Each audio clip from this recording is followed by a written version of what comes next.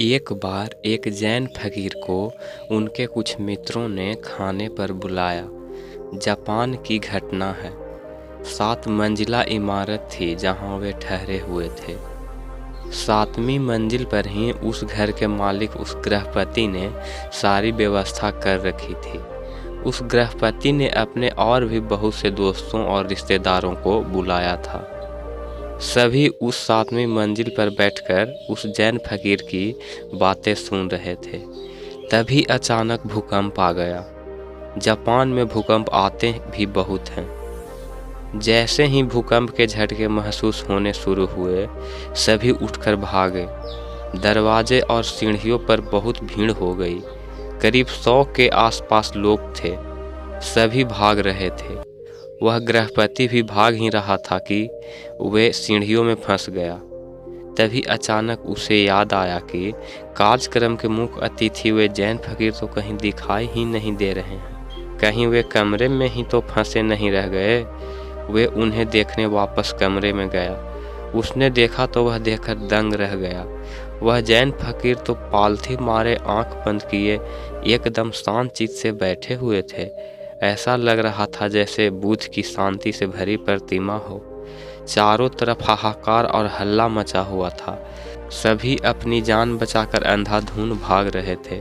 Building में भी भूकंप के झटके महसूस हो रहे थे, लेकिन यहाँ ये फकीर तो बिना विचलित हुए ध्यान में मग्न थे। उस फकीर के चेहरे की शांति गृहपति को अपनी ओर चुंबक की तरह खींच रही थी।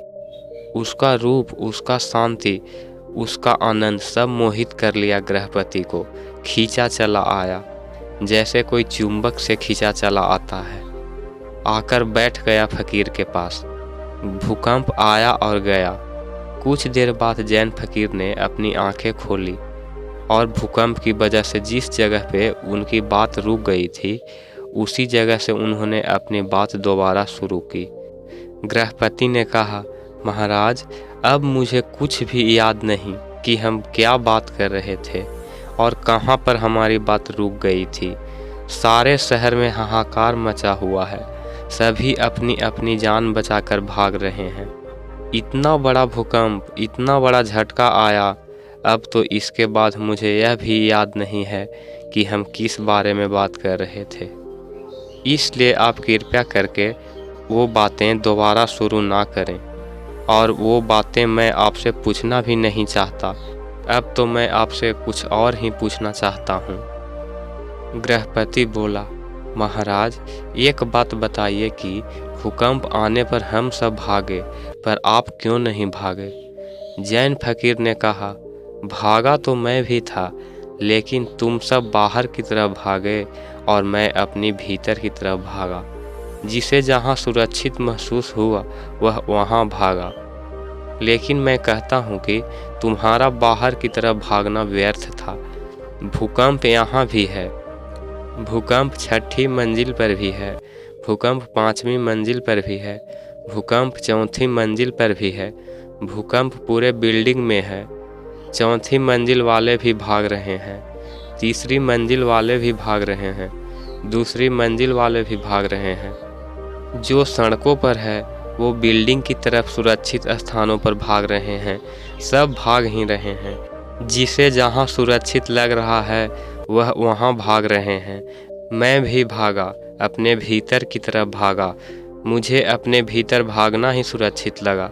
मैं अपने मन के भीतर एक ऐसी जगह जानता हूँ जहाँ कोई भूकंप नहीं पहुँच सकता। भूकंप तो छोड़ो, जहाँ कोई डर, कोई गम नहीं पहुँच सकता, क्योंकि उस अवस्था में पहुंचने के बाद डर नाम की कोई चीज़ ही नहीं बचती। मैं तुमसे झूठ ना कहूँगा कि मैं नहीं भागा। भागा तो मैं भी था, लेकिन तुम्हें दिखा ना होगा, क्योंकि मैं हाथ पैर से नहीं भागा। हाथ पैर से तो तब भागते हैं जब बाहर की तरफ भागते हैं, जैसे सारे लोग भागे बाहर की तरफ, क्योंकि ये सब एक ही तरह के भागने को जानते हैं।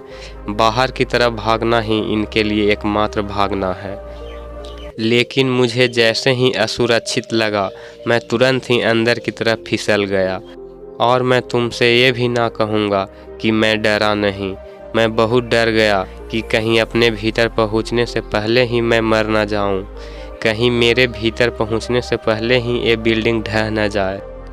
मैं चिंतित था कि कहीं ध्यान में पहुंचने से पहले ही ये इमारत मुझ पर गिर न जाए। लेकिन जब मैं एक बार उस अवस्था में पहुंच गया, फिर मुझे कोई चिंता न रहा।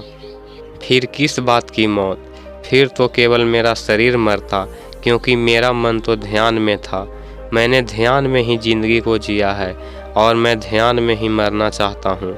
इसलिए जैसे ही मैं एक बार उस अवस्था में पहुँच गया, मैं निश्चिंत हो गया, क्योंकि मैंने अपने लक्ष्य को पा लिया था। मरने का क्या, मरना तो एक दिन सबको है, लेकिन कुछ नासमझ लोगों के लिए मृत्यु एक अभिशाप है। वो इसे गलत समझते हैं और इससे पीछा छुड़ाना चाहते हैं, जबकि सच्चाई ये है कि आपके जन्म से पहले जब आपने अपने माँ के कोख में विकसित होना शुरू किया था, उसी क्षण से आपने मरना शुरू कर दिया था। हर एक दिन बीतने के साथ आप मृत्यु के और करीब पहुंचते चले जाते हैं। ध्यान से देखा जाए तो हर एक सांस को अंदर लेना एक जीवन है और उसे छोड़ना मृत्यु। जिस प्रकार सूर्य का उदय होना इस बात को पक्का कर देता है कि उसका अस्त भी होगा, उसी प्रकार हमारा जन्म भी इस बात का संकेत है कि एक दिन हम सभी मृत्यु को प्राप्त हो जाएंगे।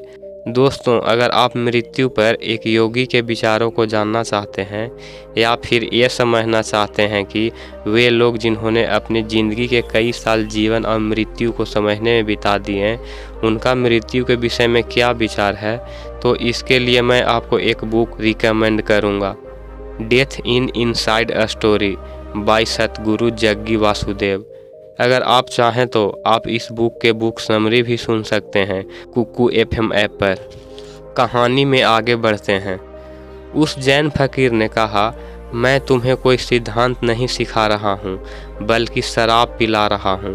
अंगूर से निचोड़ी हुई नहीं, बल्कि आत्मा से निचोड़ी हुई।